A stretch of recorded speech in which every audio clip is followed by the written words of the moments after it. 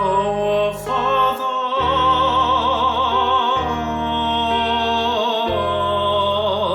who art in heaven,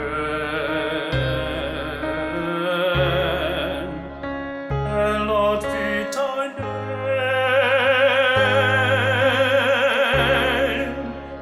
Thy kingdom come. Thy will be done on earth as it is in heaven.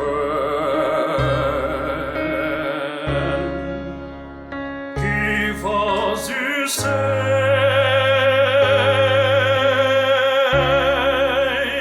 our daily bread,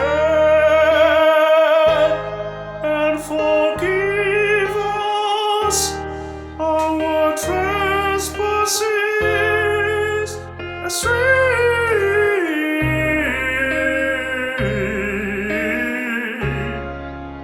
forgive those who trespass against us.